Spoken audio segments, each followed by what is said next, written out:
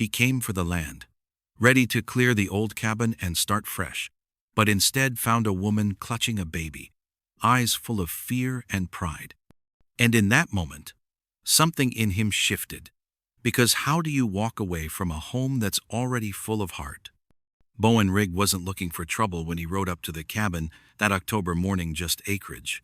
Good grazing land, maybe a water source, and enough isolation to keep the world at arm's length. That's all a man like him needed. So why, when he stepped through the creaking door of his newly purchased property, did he hear the soft, unmistakable sound of a baby crying? The cabin was supposed to be empty. Hell, it was supposed to be half collapsed, according to the land agent who'd sold it to him sight unseen. Fixer-upper, the man had said with a shrug. But the land's prime 200 acres of the best grazing you'll find in the territory. Bowen had paid cash, no questions asked, no inspections needed. He'd learned long ago that sometimes the best deals came from not looking too closely at the details. But standing in the doorway now, his weathered hand still gripping the brass key, he realized he should have looked a little closer. The fire in the stone hearth wasn't cold ash, it was burning low but steady, casting dancing shadows across walls that should have been bare. Fresh linens hung from a makeshift clothesline, strung between two rafters. A woman's shawl draped over a chair that looked like it had been mended recently. And there, on the rough-hewn table, sat a glass bottle still warm with milk. The crying came again, muffled but persistent, from somewhere deeper in the cabin. Bowen's boots echoed against the wooden floor as he moved toward the sound, his hand instinctively moving to the Colt at his hip. Not that he expected danger, just habit, from too many years of expecting the worst from every situation. The crying led him to what should have been the back bedroom, where he found a sight that stopped him dead in his tracks. A woman, barely more than a girl really, sat on the edge of a narrow bed, clutching a baby to her chest. She was thin, too thin, with dark hair that looked like it hadn't seen a proper brush in weeks. Her feet were bare despite the October chill, and her dress was patched in so many places it was hard to tell what the original fabric had been. But it was her eyes that hit him like a punch to the gut. Wide, terrified, the pale green of winter grass, they stared at him with the kind of fear that comes from knowing exactly how cruel the world can be. She started, her voice barely above a whisper. I can explain. Bowen said nothing, just stood there in the doorway, his shadow falling across the small family like a dark promise of what was to come. The baby, a boy, maybe 6 months old, had stopped crying and was staring at him with curious blue eyes. Please, the woman continued, shifting the child higher against her shoulder. Don't throw us out tonight. Just give us until morning, please. Bowen Rigg had come here looking for land, for solitude, for a place where the ghosts of his past couldn't follow. Instead, he'd found a woman and child who looked like they were running from ghosts of their own. He stood there in that doorway, saying nothing, unsure what he was going to do. If you've ever stumbled upon something or someone you didn't expect, drop a comment below. The silence stretched between them like a taut rope, ready to snap at the slightest movement. Bowen studied the woman Leora. She'd finally whispered when he'd demanded a name, and tried to figure out what kind of trouble had followed him to his own property. One night, he said finally, his voice rough from disuse. Just one. Relief flooded Leora's face, but she was smart enough not to push her luck. She just nodded, clutching little Silas closer, and murmured a barely audible, "Thank you." Bowen spent that first night sleeping near the door, his boots still on, his gun within easy reach. Not because he feared the woman and child, hell, a strong wind could probably knock them both over, but because he'd learned long ago that trouble had a way of following desperate people. Whatever she was running from might still be coming. The baby woke twice during the night, crying softly, until Leora's gentle humming lulled him back to sleep. Bowen lay there in the darkness, listening to sounds he hadn't heard in longer than he cared to remember. Sounds that stirred something in his chest he'd thought was buried for good. Morning came gray and cold, with frost painting the windows like delicate lace. Bowen woke to find Leora already up, moving quietly around the cabin with Silas propped on her hip. She'd somehow managed to clean the place, really clean it, without waking him. The floors had been swept, the dishes washed, and something that smelled suspiciously like actual food was warming over the fire.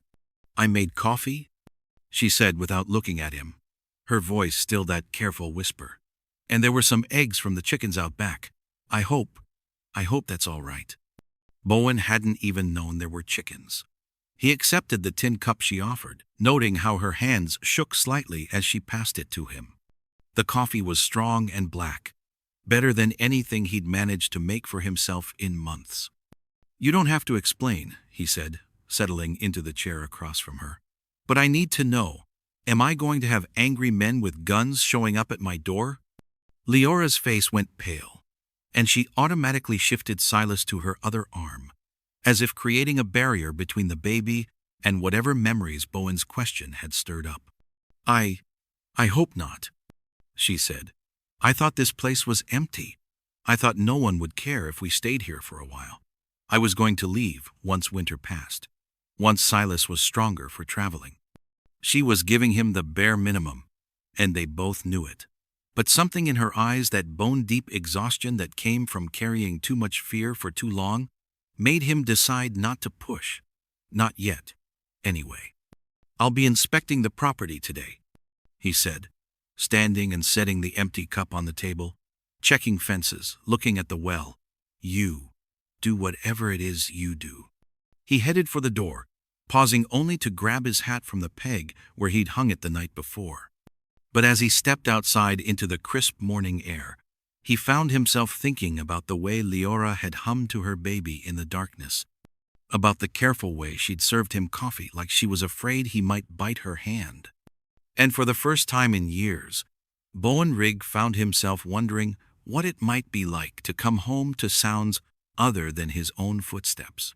The fence line told a story of neglect, rotted posts, sagging wire, gaps wide enough for cattle to wander through without breaking stride.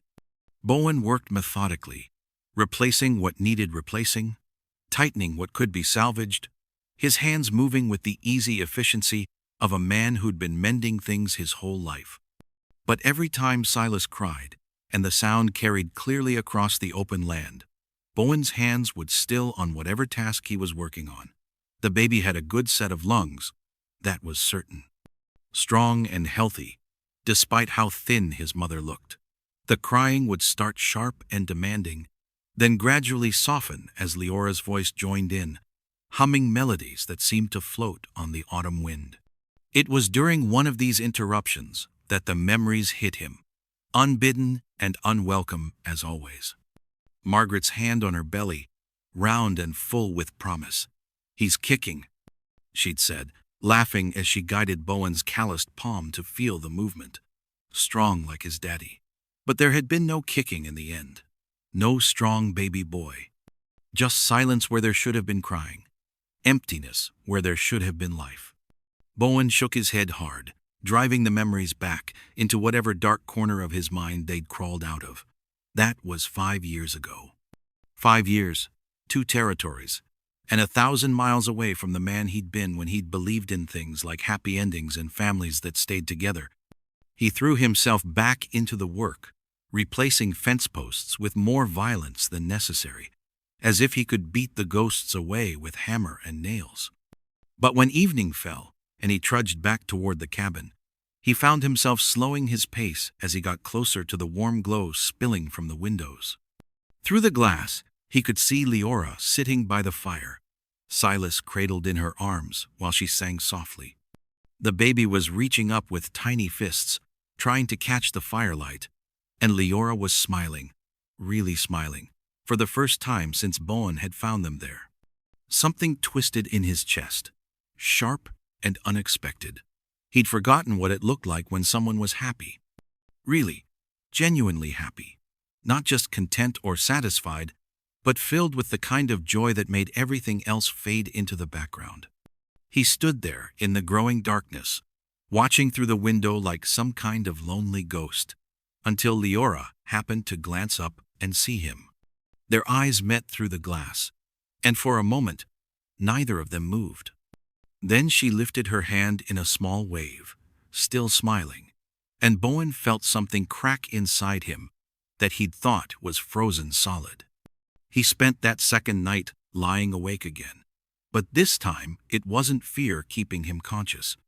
It was the sound of Leora's breathing from the next room, soft and steady, mixed with Silas's tiny snuffles and sighs. It was the knowledge that for the first time in years, he wasn't alone in the darkness. When morning came, Bowen woke to silence. No humming, no baby sounds, no quiet movements around the cabin. He sat up, instantly alert, and looked around the main room. The fire was banked carefully, the dishes washed and put away. Leora's shawl was gone from the chair, and the makeshift clothesline was empty. They were gone. But as Bowen stepped outside, pulling on his boots, he realized they hadn't gone far. There, in the soft earth near the porch, were footprints, small, bare feet heading toward the river. The trail led down through the cottonwoods, toward the sound of running water, tiny impressions in the damp earth that spoke of careful, quiet movement. Bowen followed them at a distance, not wanting to spook Leora if she'd decided to run, but needing to know where she'd gone. He found her at the river's edge, kneeling on a flat rock, with Silas settled safely in a nest of blankets nearby. She was washing clothes, his clothes. He realized with a start, scrubbing them against the stone, with movements that spoke of long practice and little choice. "Figured you'd want us gone before you had to ask," she said without looking up, somehow knowing he was there, despite his attempt at stealth. Seemed like the decent thing to do. Bowen stepped out from behind the trees, his boots crunching on the fallen leaves. Silas looked up at him and made a happy gurgling sound, tiny hands reaching toward the sky. It was the first time the baby had seemed pleased to see him.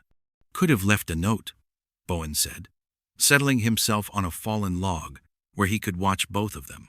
"Woke up thinking you might have been carried off by wolves." Leora's hands stilled on the shirt. She was washing his good blue shirt, he noticed, the one he saved for trips to town. "Didn't think you'd care much either way." There was no accusation in her voice, just tired acceptance of the way the world worked. People left, people got left behind, and caring too much about either was a luxury she couldn't afford. "Weak," Bowen said suddenly, the word coming out before he'd fully thought it through. Leora looked up at him for the first time, confusion clear in those pale green eyes. "What?" "Stay for a week," he clarified, feeling strangely like he was negotiating with himself as much as with her. No questions asked. "After that, we'll see." She stared at him for a long moment, as if trying to figure out what the catch was, what he'd want in return. When she couldn't find it, she simply nodded and went back to her washing. That's when Silas decided to make his opinion known. The baby let out a delighted squeal and clapped his hands together, grinning at Bowen with the kind of pure, uncomplicated joy that only children could manage. Without thinking, Bowen found himself smiling back. "He likes you," Leora observed, wringing out the shirt and hanging it on a low branch to dry. "Babies are good judges of character, they say." "They say a lot of things," Bowen replied, but his voice had lost its edge. Silas was still grinning at him, babbling in the secret language that only babies spoke, and something warm was spreading through Bowen's chest despite his best efforts to stop it. "Can I?" Leora hesitated, then seemed to gather her courage. "Can I ask why you're letting us stay? Most men would have run us off by now. Or worse." Bowen considered the question, watching Silas grab for a butterfly that had landed near his blanket. "Maybe I just like the company," he said finally. "Gets quiet out here." It wasn't the whole truth, but it wasn't a lie either. The cabin had felt different with them in it. Warmer somehow. More like a home than just a place to sleep. And if he was being honest with himself, which he tried not to be too often, he'd slept better these past 2 nights than he had in months. "Come on," he said, standing and brushing off his pants. "Let's get back. I'll show you where the tools are kept, in case you want to fix anything else while you're here." For the first time since he'd found them, there was something that might have been hope in Leora's eyes. The days that followed fell into a rhythm as natural as breathing. Bowen would wake before dawn, as was his habit, but now he'd find a pot of coffee already warming by the fire, and Leora moving quietly about the cabin with Silas on her hip. She'd taken to sewing curtains from old burlap sacks, transforming the harsh morning light into something soft and golden. "Place needed a woman's touch," she'd said when he'd asked about the improvements, but there was uncertainty in her voice, as if she expected him to object to her making his cabin more like a home. Instead, he'd found himself showing her where he kept the better tools, teaching her how to patch the places where wind and weather had found their way through the walls. Her hands were small but sure, and she learned quickly, too quickly, like someone who'd been forced to become self-sufficient early in life. "Hold the board steady," he instructed as they worked on a loose section of siding. "Hammer follows through. Don't fight it." Leora nodded, concentrating fiercely on the task at hand. Silas sat nearby in a makeshift pen Bowen had constructed from spare lumber, babbling happily as he played with pine cones and smooth river stones. "Your turn," Bowen said, offering her the hammer. "Baby steps." She took it carefully, as if it might bite her, then positioned the nail exactly where he'd shown her. Her first swing was tentative, barely denting the wood. The second was better. By the third, she was driving nails with the competence of someone who'd been doing it for years. "Good," Bowen said, and meant it. "You're a natural." The compliment brought color to her cheeks, and she ducked her head like she wasn't used to praise. "Had to learn to fix things," she said quietly, "when there's no one else to do it." That evening, as they sat around the small table sharing a meal of rabbit stew and fresh bread, Silas started fussing. Not crying exactly, just making the kinds of sounds that meant he was tired and cranky and wanted his mother's attention. "Here," Leora said, starting to rise from her chair. "Let me—" "May I?"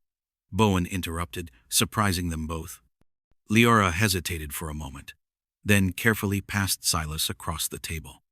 The baby felt impossibly small in Bowen's calloused hands, warm and solid and alive in a way that made his chest tight, with emotions he'd thought were dead and buried.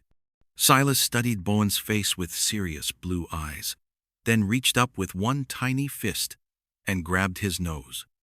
Instead of crying, the baby let out a delighted giggle and settled against Bowen's chest like he belonged there. "Well, I'll be damned," Bowen murmured, and Leora laughed, really laughed, for the first time since he'd known her. "Language," she scolded, but her eyes were dancing with amusement. Bowen found himself grinning back, feeling lighter than he had in years. "Sorry, ma'am. I'll watch my tongue around the boy." Later that night, as Bowen banked the fire and prepared for sleep, he caught himself listening for the soft sounds from the next room, Leora's humming, Silas's sleepy sighs, the rustle of blankets as they settled in for the night. The cabin felt alive with their presence, filled with purpose beyond mere shelter. For the first time since Margaret's death, Bowen began to understand the difference between a house and a home. It wasn't about the building or the land or the things inside. It was about the people who filled the spaces with laughter and warmth, and the thousand small acts of daily care that turned survival into living. But just as he was drifting off to sleep, a soft knock on his door brought him instantly alert. Leora stood in the doorway, silhouetted against the dim light from the next room, her face pale with an emotion he'd seen before but hoped never to see again. Fear. Pure, bone-deep terror that made her whole body tremble. "Bowen," she whispered, her voice breaking, I need to tell you something.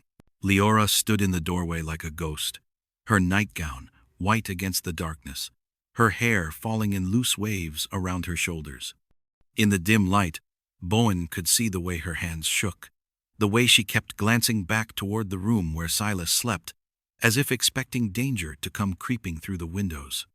"Come sit," he said gently, pulling on his shirt and gesturing toward the chairs by the banked fire. "Tell me what's got you spooked." She perched on the edge of the chair like a bird ready to take flight, her bare feet barely touching the floor.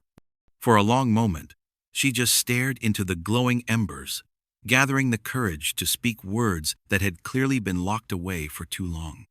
"Silas's father," she began, her voice barely above a whisper. "His name is Garrett Wilde.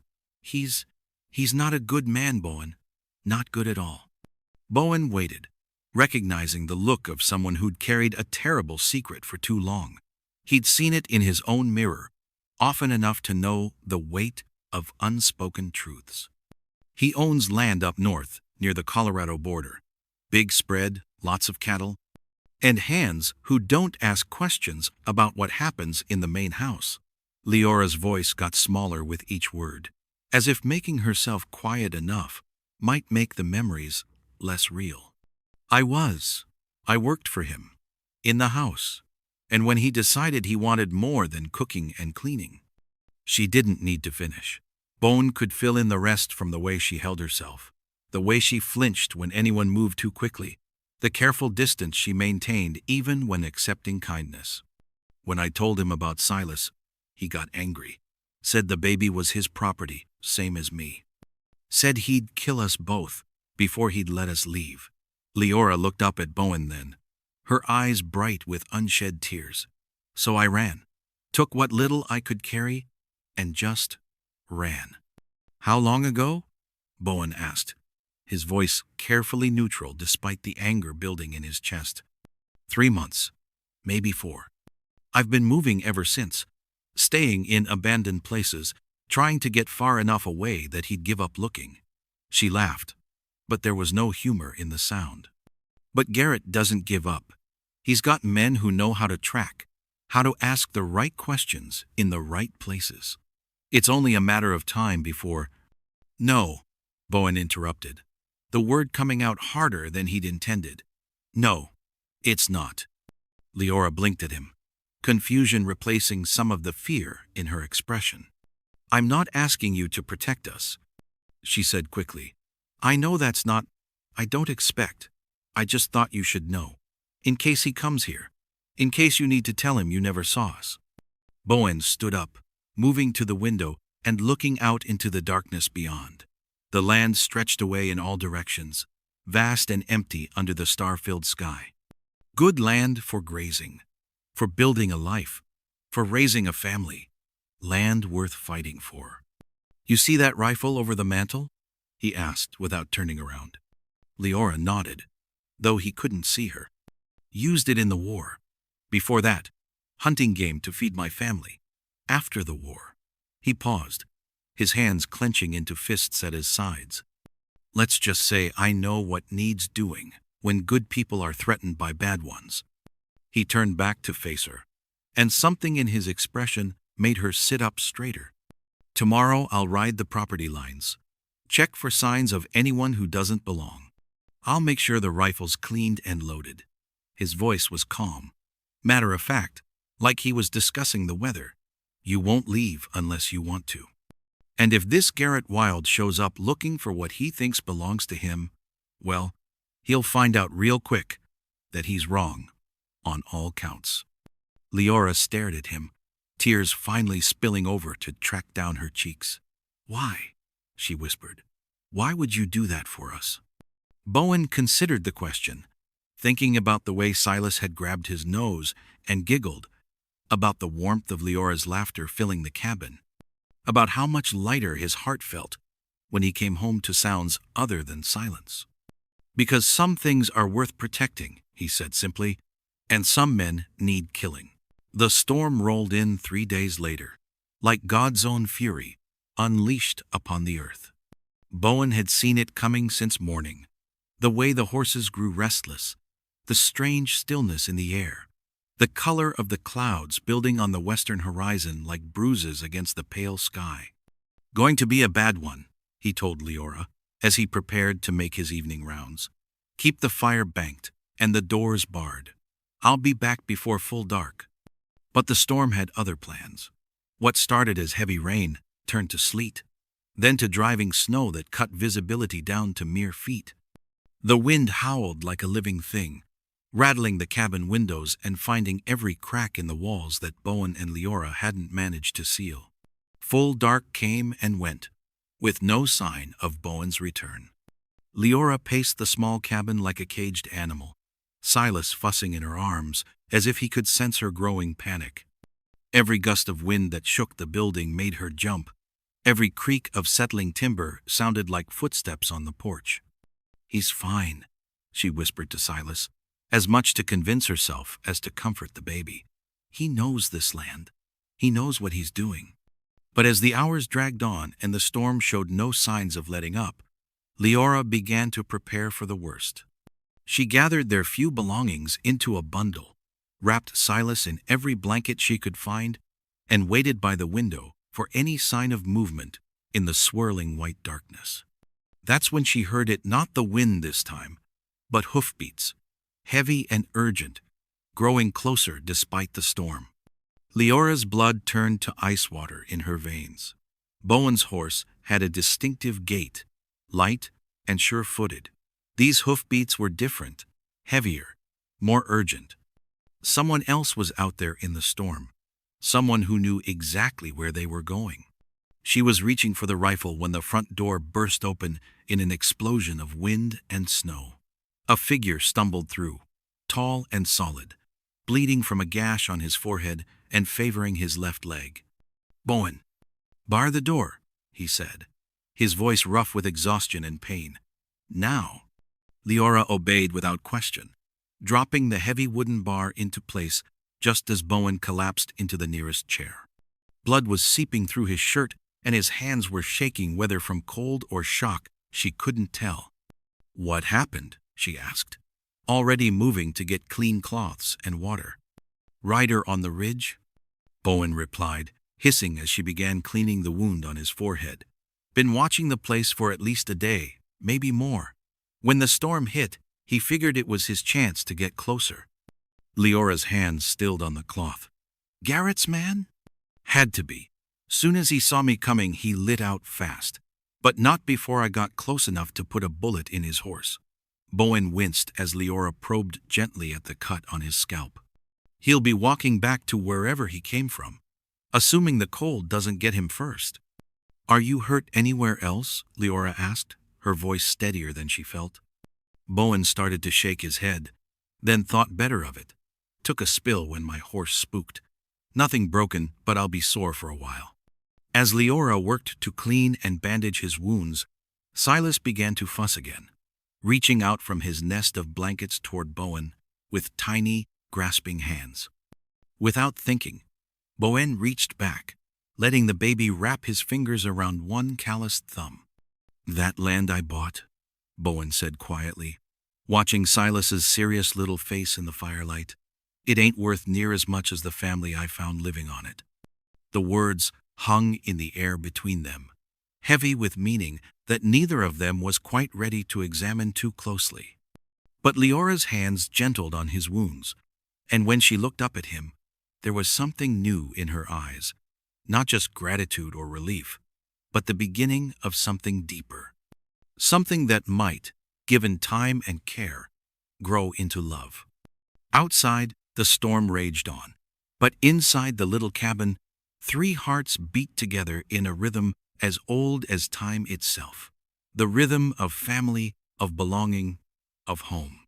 Dawn broke clear and cold, painting the snow-covered landscape in shades of pink and gold that seemed to promise better days ahead. The storm had passed, leaving behind a world scrubbed clean and sparkling, as if nature itself was offering a fresh start. Bowen woke to the smell of coffee and frying bacon, his body stiff and sore from the previous night's adventure, but his spirit lighter than it had been in years. Leora moved quietly around the cabin, humming softly to Silas as she prepared breakfast, and for a moment Bowen just lay there watching her, marveling at how perfectly she fit into the space he'd thought would always be empty. Through the window, he could see riders approaching across the snow-covered pasture, 3 men on horseback, moving at a steady but unhurried pace. Neighbors, by the look of them, come to check on the rig place after the storm. "Company coming," he said, nodding toward the window. The 3 riders turned out to be the Hawkins brothers, Tom, Jake, and young Billy, who owned the spread to the north. They'd seen the smoke from Bowen's chimney and wanted to make sure he'd weathered the storm without trouble. "Hell of a blow last night," Tom called out as they dismounted near the porch. "You folks make out all right?" "Well enough," Bowen replied, stepping outside. Behind him, he could hear Leora moving around inside, no doubt preparing for visitors she wasn't sure she wanted to meet. That's when Leora appeared in the doorway. Silas balanced on her hip, her chin raised in a gesture of quiet defiance that dared anyone to question her right to be there. "Gentlemen," Bowen said formally, "I'd like you to meet Leora May and her son Silas. They're the ones making this place worth coming home to." The introduction hung in the air for a moment, loaded with implications that went far beyond simple courtesy. Tom Hawkins, the eldest and wisest of the brothers, tipped his hat respectfully. "Pleasure to meet you, ma'am. That's a fine-looking boy you've got there." As the neighbors settled around the small table, sharing news and gossip while Silas charmed them all with his baby babbling, Bowen found himself watching Leora with something approaching awe. This was what she must have been like before fear and hardship had worn her down: gracious, warm, the kind of woman who could make anyone feel welcome in her home. Her home. The thought hit him with surprising force. Somehow, without either of them quite realizing when it had happened, this had become her home too. Spring came early that year, melting the snow and coaxing green shoots from the dark earth with unusual speed. Bowen threw himself into the work of improving the property with an energy that surprised even him, mending fences, expanding the garden plot, building a proper chicken coop to replace the ramshackle shelter that had been there when he bought the place. But his most important project was the cradle. He worked on it in the evenings, after the day's chores were done and Silas was settled for the night. Smooth pine boards, carefully jointed and sanded, until they felt like silk under his calloused hands. He carved simple patterns into the headboard, flowers and vines, symbols of growth and beauty that he hoped would bring the child sweet dreams. "It's beautiful," Leora said when he finally showed her the finished piece, running her fingers over the intricate carvings with something approaching reverence. "But Silas is getting too big for a cradle. He'll be walking soon." "Might not be for Silas," Bowen replied quietly, and the implication hung between them like a bridge waiting to be crossed. The herbs she planted behind the cabin came up strong and healthy: sage and rosemary, thyme and mint, plants that would season their food and heal their bodies. She tended them with the same careful attention she gave to everything else, coaxing life from the soil with hands that had learned to nurture despite everything they'd endured. It was on a warm afternoon in early summer that Leora made the discovery that would change everything. She was coming back from the garden when she noticed something carved into the wooden doorframe of the cabin that she'd never seen before. "The Rig family." The letters read, carved deep into the pine in Bowen's careful, steady hand. "Bowen?" she called, stepping inside where she could hear him talking to Silas. "What does this mean?" He looked up from where he sat on the floor, helping Silas stack wooden blocks into wobbly towers. The baby had grown strong and healthy over the months, his cheeks round and pink, his blue eyes bright with intelligence and mischief. "Means I'm finally done running too," Bowen said simply, his eyes meeting hers across the small room. "Means this is where we belong, all 3 of us." Before Leora could answer, Silas decided to add his own opinion to the conversation. The baby, who had been pulling himself up on furniture for weeks, suddenly let go of the chair he'd been holding and took one wobbling step toward Leora, then another, then a third, before losing his balance and landing on his padded bottom with a surprised giggle. "Did you see that?" Leora gasped, dropping to her knees just as Silas pushed himself back to his feet and took another unsteady step. "He's walking." Bowen knelt down beside her, holding out his arms toward the baby. "Come on, little man," he encouraged. "Come to Papa." Silas toddled the remaining steps between them and threw his small arms around Bowen's neck with delighted laughter. As the sun set behind the mountains, 3 people sat on the porch of their home, no longer Bowen's cabin or Leora's refuge, but their place, their sanctuary, their beginning. If you thought these were crazy, you won't want to miss what happens in this next video.